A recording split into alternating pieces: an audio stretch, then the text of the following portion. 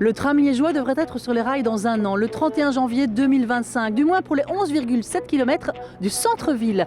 Par contre, pour les extensions, c'est moins évident.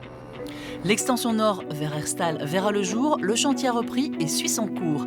Vers le sud, Seraing, ce serait plus cher encore, et c'est là que ça coince. Ce sont surtout des entreprises qui sont impactées par l'expropriation de l'extension du tram vers Seraing. 47 parcelles sur 57, ce bâtiment serait entièrement détruit. Notre immeuble prend toute cette partie-là et une partie ici. Voilà notre parcelle en fait. Le propriétaire de ces 7900 m² qui a préféré garder l'anonymat est inquiet. On a eu une lettre d'expropriation de la TEC et de l'OTOI pour dire qu'on devait quitter les lieux pour juin 2024. Ils vous ont parlé de montant d'expropriation ? Non, rien du tout. On a un investissement ici, on a des crédits. Et au plein, nos locataires qui sont avec nous, on ne sait pas quoi leur dire. Quand vous devez partir, ce que vous devez faire. Tout le monde est perdu en fait. L'un de ces locataires, qui vend des matériaux de construction, est aussi tracassé. D'abord, ils ont dit qu'ils allaient annuler le projet, puis ils ont dit que ça allait reporter. Maintenant, ils disent que c'est bon. On ne sait toujours pas si on doit partir ou pas. On ne sait même pas aller voir si on peut déjà louer un autre hangar ou quoi que ce soit. Rien. On n'a rien de concret sur la table. Cette expropriation les impacte déjà financièrement.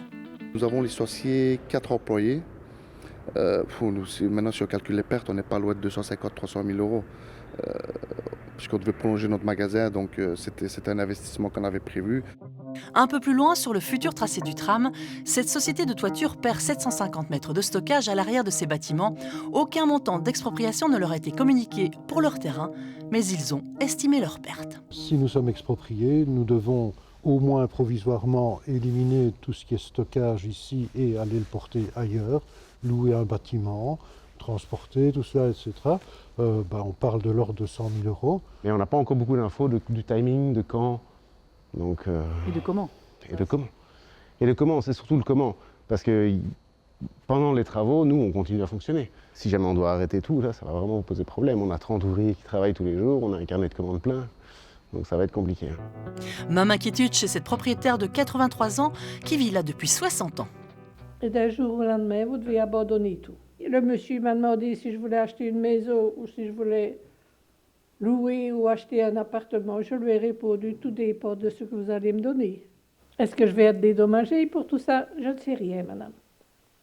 Aucune communication? Rien. Vous trouvez ça normal? Pas du tout, hein, madame. Il devrait au moins passer ou envoyer une lettre. Et en plus, rien ne serait joué car si l'envie politique est bien là pour cette extension du tram vers Seraing, cela coince toujours au niveau du budget.